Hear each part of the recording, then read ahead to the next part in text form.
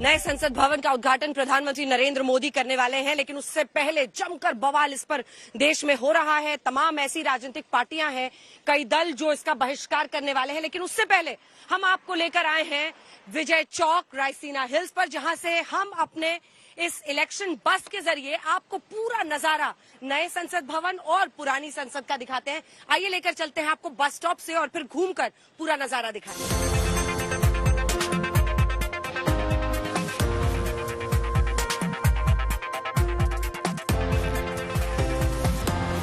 वैसे तो इमारतें ईंट पत्थरों से बनती हैं, लेकिन वो लोकतंत्र की अगर सबसे बड़ी ताकत हो, वो अगर देश की संसद हो, तो फिर उसके मूल्य और उसकी जीवनी को जानना बहुत जरूरी हो जाता है। जी हाँ, देश की संसद, और हम एक ऐसी जगह पर आज मौजूद हैं जहां पर पुरानी संसद और नई संसद दोनों आपको दिखाई दे रही है। जी हाँ, देश के सबसे शक्तिशाली जगह पर, जहां एक तरफ राष्ट्रपति भवन है, दूसरी तरफ इंडिया गेट, तो पीछे हमारे पुरानी संसद और नई संसद दोनों आप देख पा रहे हैं। इस नई संसद को लेकर बवाल खूब हुआ सियासी, लेकिन आज पूरे देश में इसको लेकर चर्चा है। हम आपको बताते हैं कि नई संसद में खास क्या है, क्यों आज इस पर इतनी चर्चा है। प्रधानमंत्री नरेंद्र मोदी जब इसका उद्घाटन करेंगे, तो कैसे इस नए संसद भवन के साथ हिंदुस्तान के लोकतंत्र में एक नए युग की शुरुआत होगी। जितेंद्र बहादुर सिंह हमारे सहयोगी भी हमारे साथ मौजूद हैं। और जितेंद्र, हम नजारा दिखा रहे हैं। सबसे पहले सियासी बवाल जो हुआ उस पर बाद में आएंगे। क्यों जरूरत पड़ी नए संसद की? आज ये देश को समझना बहुत जरूरी है, क्यों जरूरत पड़ी। देखिए अंजना, जो पुराना संसद है, इसकी स्थापना और इसका जो शिलान्यास किया गया था 1927 में किया गया था।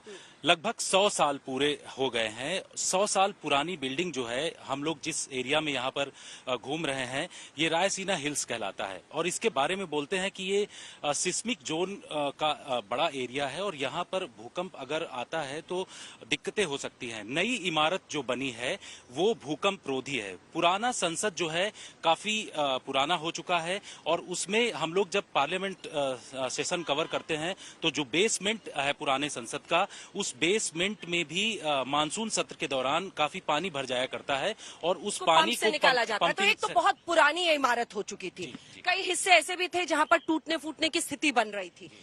दूसरा, जगह का कंस्ट्रक्शन, क्योंकि अब जो नई संसद बन रही है, लोकसभा हो, राज्य लोकसभा में 888 और राज्यसभा में 384 सीटों का प्रावधान किया गया है। जॉइंट सेशन जो कोविड के दौरान हुआ, कितनी दिक्कत हुई थी।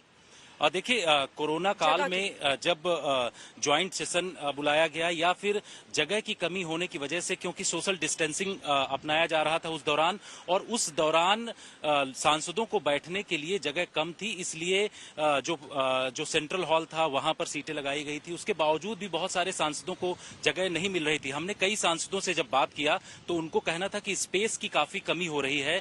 मीडिया को भी काफी रिस्ट्रिक्ट किया गया था उस दौरान और बहुत कम मीडिया वाले जो पुराना संसद है उसमें जा रहे थे। लेकिन अंजना, नया संसद जो है वो काफी महत्वपूर्ण है।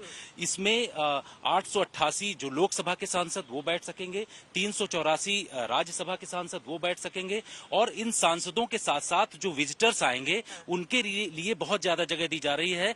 336 के आसपास की नजर रहेगी जी। कि विजिटर्स जो अन्य लोग आकर देश की संसद को देखना चाहते हैं, उनके लिए 336 लोग बैठ सकते हैं एक साथ। 336 लोग सांसदों के अलावा बैठ पाएंगे वहां पर। अब बात तकनीक की, कि आपने सिस्मिक जोन की बात की, तो क्या तैयारी की गई है और कैसे नई तकनीकों से लैस ये नया संसद भवन है। देखिए, अब एकदम करीब हम लोग आ गए हैं, यहाँ से नजारा देखिए, बड़ा भव्य है। रायसीना हिल्स के इस पूरे इलाके को आप देखें, इधर इंडिया गेट, यहाँ Rashtrapati Bhavan, south block, north block, तमाम दफ्तर, जो सबसे देश की नियति और दिशा सब कुछ तय करने वाले जो यहाँ पर बिल्डिंग्स हैं, ऑफिसेज हैं, वो सब यहीं पर मौजूद हैं। और यहीं पर पुरानी संसद और नए संसद भवन को आप एक साथ इस वक्त देख रहे हैं। नई तकनीक में क्या क्या होगा जितेंद्र? देखिए अंजना, जो ये संसद है वो पुराने संसद से क्षेत्रफल के हिसाब से भी काफी बड़ा है।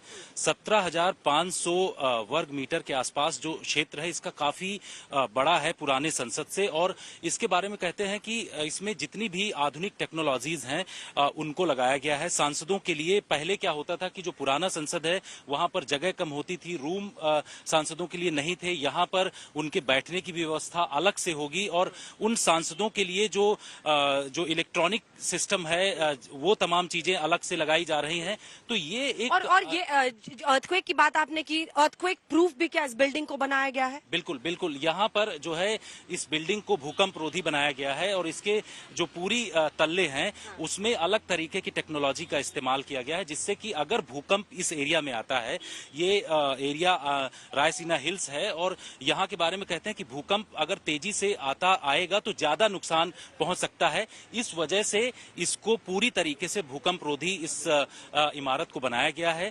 सबसे खास बात यह है कि इस इमारत के आसपास की जो सड़कें हैं वहां पर भी नई तरीके की डिजाइन, नई तरीके की तकनीक का इस्तेमाल किया गया है, जिससे कि स्पेस ज्यादा रहे और इसके साथ ही जो दरवाजे हैं उन दरवाजों में अलग तरीके का व्यवस्था किया गया है। तो ये आधुनिक संसद है और आधुनिक देश के लिए कहा जा रहा है कि जिस तरीके से 21वीं सदी में भारत आज राजनाथ सिंह ने बोला कि 21वीं सदी में भारत जा रहा है और अगर इस संसद के उद्घाटन में विपक्षी पार्टियां नहीं आती हैं तो किसी चीज से वो दूर हो जाएंगी, उनको वो चीज नहीं मिलेगी, वो देख नहीं पाएंगे और 100 सालों तक जो है लोग इसको इस तरीके से याद करेंगे कि विपक्षी पार्टियां आई ही नहीं है। तो ऐसे सवाल प्रधानमंत्री ने भी देखिए जितेंद्र सीधा हमला नहीं बोला, लेकिन जब वो विदेशी दौरे से लौटे तो उन्होंने बताया कि जब मेरा वहां पर स्वागत किया जा रहा था भारतीय समुदाय के सामने तो वहां पर पूर्व प्रधानमंत्री और विपक्ष के तमाम नेता मौजूद थे। उन्होंने विपक्ष पर कटाक्ष किया।